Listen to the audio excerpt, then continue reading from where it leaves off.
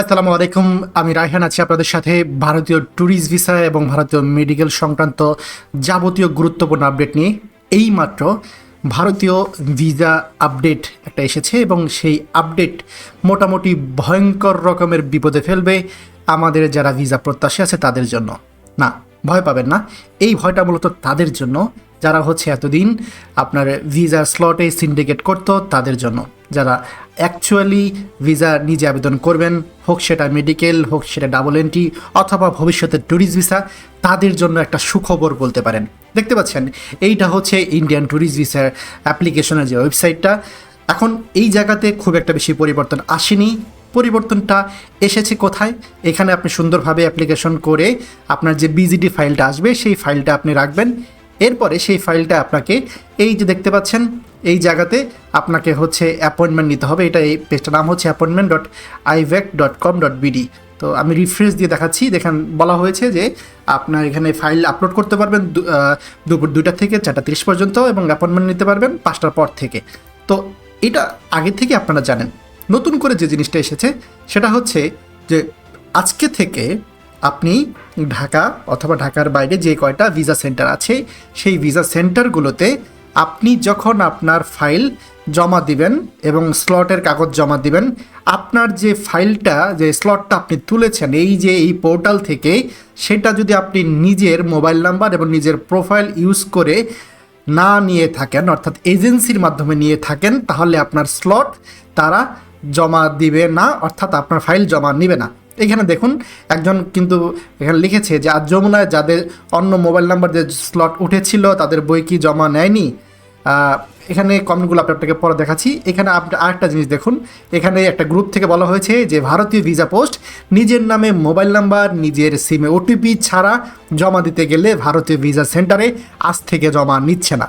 বিষয়টা আপনি যদি একজন সাধারণ ভিসাধারী হয়ে থাকেন, অর্থাৎ আপনি আপনার নিজের মেডিকেল ভিসা করবেন, তাহলে আপনার জন্য একটা বিশাল বড় সুখবর, কারণ আপনি নিজের ভিসা অ্যাপ্লিকেশন এখন নিজেই করতে পারবেন।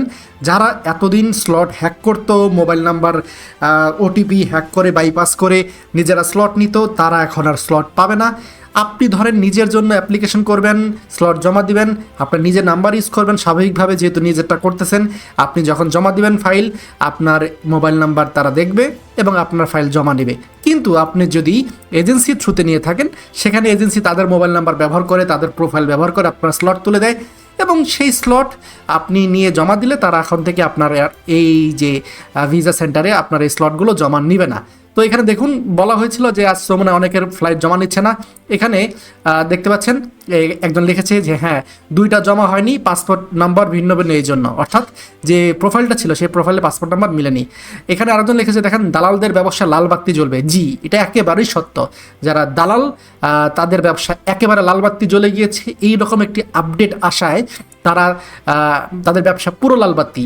দেখবেন এই ভিডিওতে যদি কেউ দেখেন যে কোনো খারাপ কমেন্ট করেছে, উল্টাপাল্টা কমেন্ট করেছে, তাহলে আপনি বুঝে নেবেন সে হচ্ছে ওই ভিসার দালালদেরই একজন, যারা কিনা কমেন্টে গালাগালি করবে আমাকে বা আমাদের এই সম্পর্কে আপডেট সম্পর্কে তারা গ্লোরিফাই করে খারাপ কথা বলবে। কিন্তু এটা অ্যাকচুয়ালি যে আপডেটটা এসেছে, আমরা যারা সাধারণ ভিসা প্রত্যাশী তাদের জন্য অনেক অনেক বড় একটা সুখবর বলতে পারেন।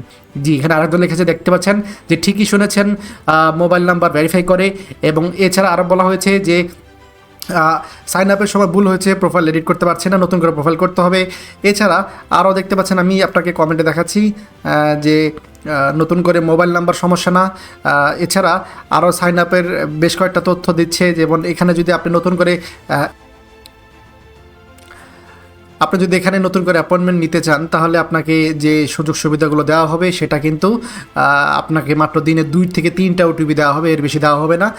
যারা মূলত দালাল বা ব্যবসায়ী তাদের জন্য এটা একটা বড় ধরনের দুঃসংবাদ বলতে পারেন। তো এটাই হচ্ছে এখন পর্যন্ত পাওয়া সর্বশেষ আপডেট। আপনি যদি নিজের ভিসার স্লট নিজে তুলতে চান, তাহলে এটা আপনার জন্য অনেক বড় একটা সুখবর। আপনি ইনশাল্লাহ আগামীকাল থেকে চেষ্টা করুন, নিজের ভিসার স্লট নিজেই পাবেন। কিন্তু যারা এজেন্সি বা যারা ভিসা স্লটের দালালি করেন, তাদের জন্য এটি একটা খারাপ সংবাদ, কারণ তারা আর ভিসা পেতে যাচ্ছে না বা তারা আর ভিসা স্লট পাবে না। ভিসা স্লট পেলেও সেই ফাইলগুলো জমা দিতে পারবে না, আলটিমেটলি তাদের ব্যবসা বন্ধ হয়ে যাবে। এটাই হচ্ছে আমাদের কাছে পাওয়া সর্বশেষ আপডেট। দয়া করে ভিডিওটা সবার সাথে শেয়ার করে দিন। আর আপনি যদি আমাদের চ্যানেল নতুন হন, অবশ্যই চ্যানেলটিকে সাবস্ক্রাইব করুন। ধন্যবাদ।